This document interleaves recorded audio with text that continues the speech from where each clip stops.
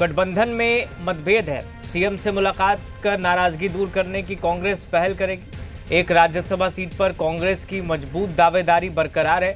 CM Hemant से बातचीत कर समाधान निकालने की कोशिश होगी। कांग्रेस नेतृत्व जल्द करेगा मुख्यमंत्री से मुलाकात। कांग्रेस द्वारा प्रत्याशी की घोषणा के बाद गठबंधन में तनाव की स्थिति है। जेएमएम बना रही है दोनों सीटों पर उम्मीदवार देने की रणनीति।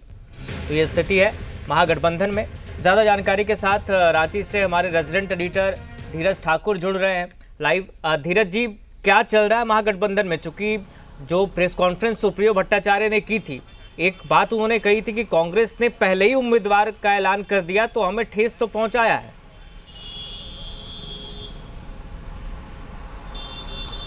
देखिए राहुल, पहले हम थोड़ा बीजेपी की बात कर लेते हैं, चूंकि बीजेपी के दफ्तर के पास में मौजूद है और प्रतुल जी हैं हमारे साथ। प्रतुल जी, आप उम्मीदवार प्रत्याशी कब घोषित कर देंगे आप राज्यसभा के लिए?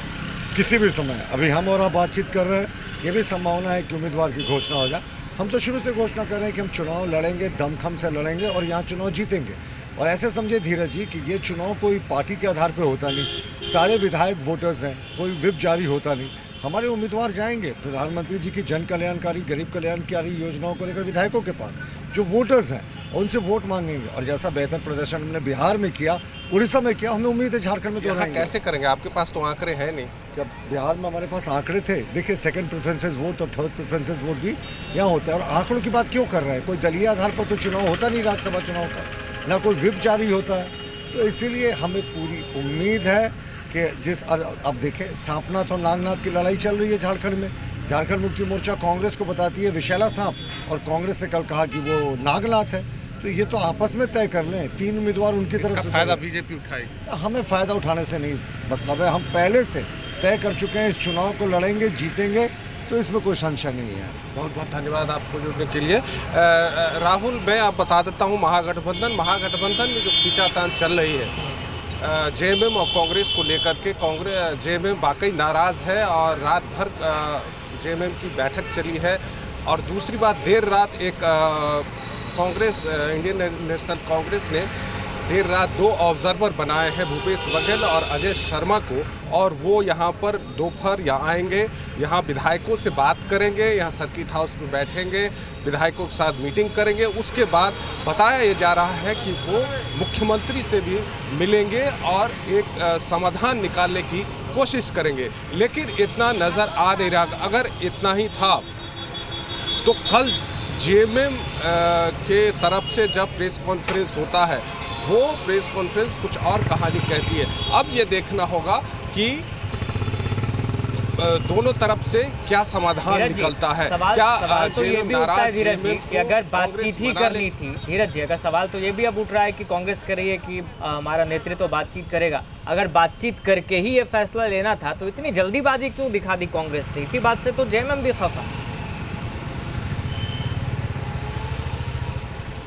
देखिए, अब इसमें जो बातें आ रही है, इसमें कुछ अपनी कांग्रेस की कुछ अंदरूनी पॉलिटिक्स है, उसके कारण ये जल्दीबाजी हुई है। जो बात सामने आई, देर रात कई नेताओं से हमारी बात भी हुई और उस नाराज़गी को पाटने की कोशिश भी हो रही है। लेकिन आज जेएमएम का यही कहना था। जेएमएम का कहना है कि जब 5 जून तक शाम तक समय मांगा गया था कांग्रेस से बातचीत के दौरान, तो कांग्रेस ने 5 तारीख से पहले 4 तारीख के रात में, 4 जून के रात में ही क्यों आखिर उम्मीदवार की घोषणा कर दी? ये कहीं ना कहीं जेएमएम इससे नाराज़ है, गठबंधन धर्म का पालन। लेकिन ये भी कहा जा रहा है कि जिस तरह से बिहार विधानसभा में या असम विधानसभा बिहार विधानसभा चुनाव में जिस तरह से कांग्रेस जेएमएम को दरकिनार किया गया, वो भी एक बड़ा फैक्टर उभर कर आ रहा। और इसी के चलते सीएम ने अपने तमाम वरिष्ठ नेताओं से जो कोर